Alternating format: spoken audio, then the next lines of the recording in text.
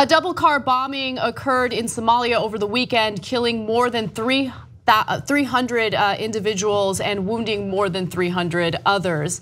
Now, the bombing has not been claimed by any terrorist organization, although there is some evidence to indicate that Al-Shabaab, an Islamist group, was behind the attack. Now, recent reporting by The Guardian and other news outlets indicate that the double car bombing was done in response to a US-led anti-terrorism mission that was carried out in August that unfortunately only killed civilians, 10 of which did die, others who were wounded. So let me give you the details on this latest attack. First, let me just say that this is the biggest terror attack bombing with the most victims in Somalia of all time, and so it was a story that deserved to be in the headlines of every major news outlet in the US, but it hasn't really gotten much coverage. Now, the man who killed more than 300 people with a truck bomb in the center of Mogadishu on Saturday was a former soldier in Somalia's army whose hometown was raided by local troops and US Special Forces 2 months ago in a controversial operation in which 10 civilians were killed. Now, initially, the US government indicated that they were attacking leaders of Islamist groups, these radicals who are dangerous, but reporting later indicated that no, that is not what happened. All of those individuals who died were in fact civilians. Following the raid, this is the raid that happened this past August, in which 3 children ages between 6 and 10 died, local tribal elders called for revenge against the Somali government and its allies, the United States being one of its allies. The 10 people were civilians. They were killed accidentally. The government and relatives will discuss about compensation. We send condolences to the families. That was according to one of the politicians in Somalia following that failed counterterrorism mission. So real quick there, so just so we're absolutely clear, the Somali government admitted, yes, there were in fact civilians that were killed and it was totally botched.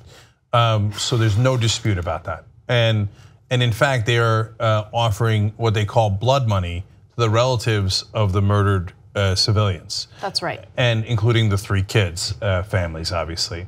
And they got granular. They went all the way down to compensating them for their animals that were killed in the raid, etc. Now, earlier in today's show, I gave US Special Forces a lot of credit for the work that they did in Raqqa and retaking that city. But from time to time, it goes disastrously wrong, as it did in this case. And if ever there was a case of us killing civilians by accident, we hope, obviously, and in this case, I think it was, coming back to haunt us and our allies. Boy, this is it. This is as bad a case as you can get. Now, we make fun of Joe Scarborough because he famously once said, when he's trying to figure out why Islamic radicals do terrorism, he said, I don't know, they hate us because they hate us, and he repeated it 3 times. No, oftentimes they hate us because we killed one of their family members. Right. In fact, we have stats about that later in this particular story. Right, we do. And so I want to back up a little bit because there's a lot of context that I think a lot of Americans are unaware of because stories like this don't get attention. So do most Americans know what we're doing in Yemen or what we're doing in Somalia? Probably not. And the reality is, drone strikes began in Yemen and Somalia under the Obama administration.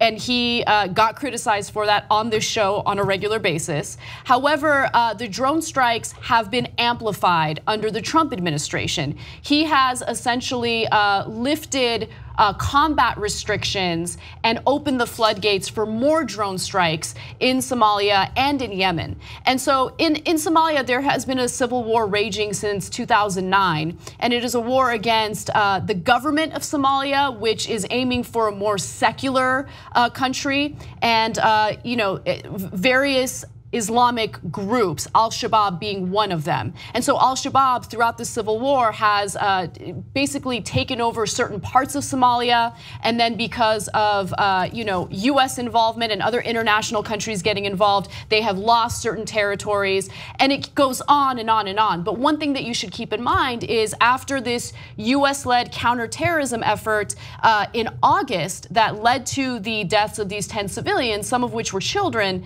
Al-Shabaab used imagery of their dead bodies in order to recruit individuals into their terrorist organization. And so we have to be careful with what we're doing. You have to make sure the intel is foolproof and that you're not killing innocent civilians and essentially being incredibly counterproductive in this foreign policy.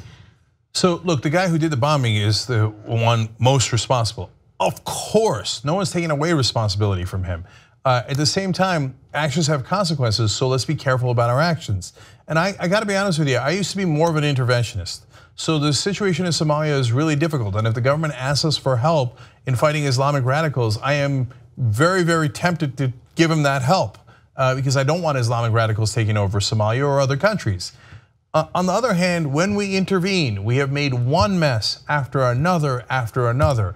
And so at what point do we realize that intervention is generally counterproductive? And here we are again on another day when it has been wildly counterproductive. This form of intervention is wildly counterproductive. And so I'm not saying that we shouldn't ever get involved if there are terrorist organizations that are taking over entire countries, overthrowing secular governments or whatever it is. But I am saying that if you are going to utilize different military methods like drone strikes, for instance, it's not some frivolous thing. You have to be careful with the type of intel you have when you're trying to take people out. If you're killing innocent civilians, it will come and bite you, in the behind, and that's exactly what's happening here.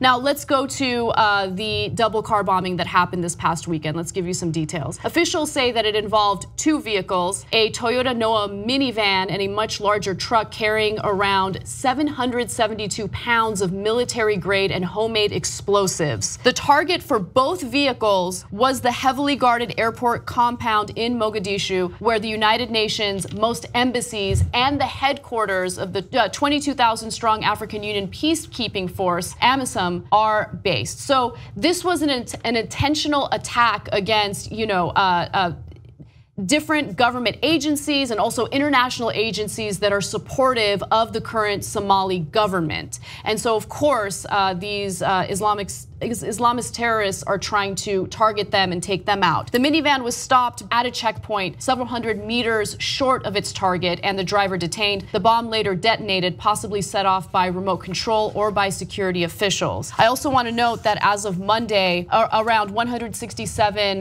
bodies were buried and they were unidentified because they were so badly burned that the government couldn't identify who the victims were. Also, the bigger truck bomb was detonated at a busy crossroads at least a kilometer from the Medina Gate. The explosion ignited a fuel truck nearby, which caused a massive fireball. Let me give a couple more pieces of context here. First of all, let's also note that in May, when this raid happened, August.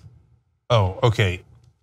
There have been a number of raids, but the one in August led to the 10 civilians being killed. Okay, so the one in May led to 2 of our troops being wounded and a US Navy SEAL being killed. So it's not just Somali civilians that are dying here, but our guys also died. So none of this has gone well at all. But I think the most important stat is the one I really wanted to give you guys. The United Nations did a study on why people join up with radical groups and commit acts of terrorism. Of the more than 500 former members of militant organizations interviewed for the report, 71% pointed to, quote, government action, including, quote, killing of a family member or friend or arrest of a family member or friend as the incident that prompted them to join a group. So when people say, oh, I don't know why they do it, well, it turns out we actually have decent evidence as to why they do it. 71% of the time, which is an overwhelming majority, it's because someone they know was either arrested or killed by a government they then later got radicalized against and committed a terrorist act against. So some of the issues are certainly complicated.